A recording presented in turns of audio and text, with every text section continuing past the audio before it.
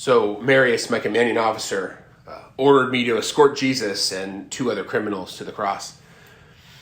And, I was still trying to understand the encounter that I just had with Jesus.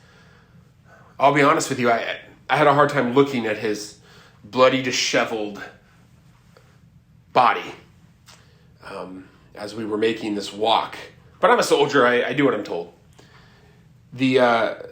The execution ground is located outside of the city walls, next to a trash heap that's always burning. It smells horrible.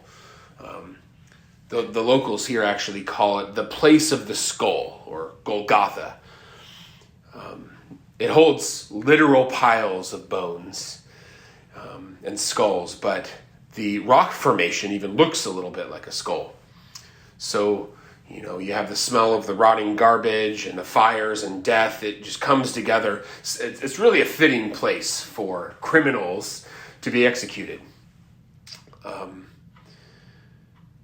And it's especially fitting for this type of execution, a crucifixion. Calling it a slow death by extreme torture is an exaggeration. First, what we do is we nail the victim's hands and feet to the beams with big, heavy spikes. We then take the upright beam, heave it up, and then the end drops into a hole in the ground to stabilize it.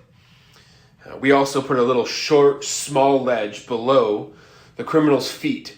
So that way, as he's hanging on the cross, he can take his feet and leverage himself and push himself up to breathe.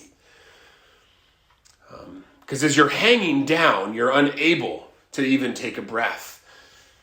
But then by pulling on those nails on your hands and the feet and that little shelf, you involuntarily jerk up to get breath. And it causes an unimaginable amount of pain. A lot of victims go completely insane while on the cross before they die. There's not very many people who could sit and watch an entire execution start to finish. You can't stomach it after a while. So usually what we do is we, as a token of mercy, will offer all the prisoners a little bit of wine mixed with myrrh. Cheap, rot gut wine, soldier's wine, stuff that we make. And it's made bitter by the myrrh. But it does deaden some of the pain. It makes it a little bit more palatable. So prisoners receive it with thankfulness, just something to deaden the pain.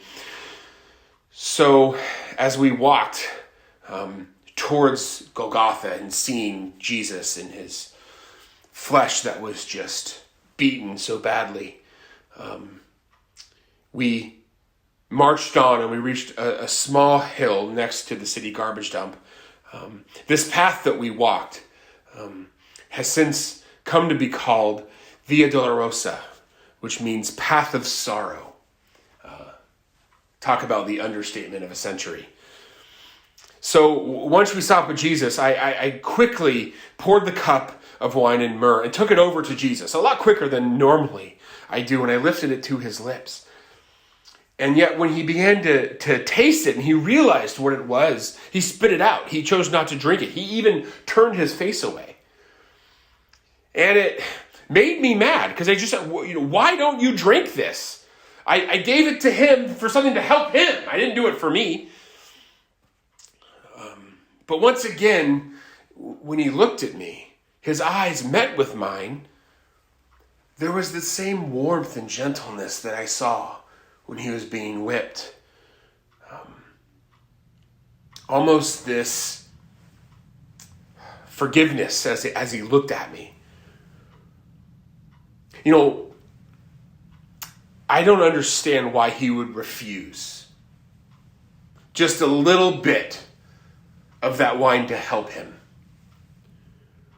What little comfort he could have.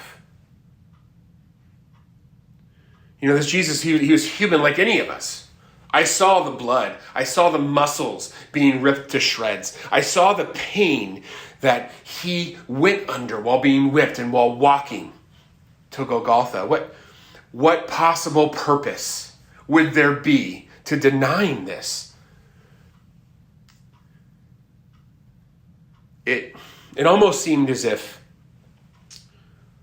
as I look back on that day, that his determination to turn away the wine and the myrrh and to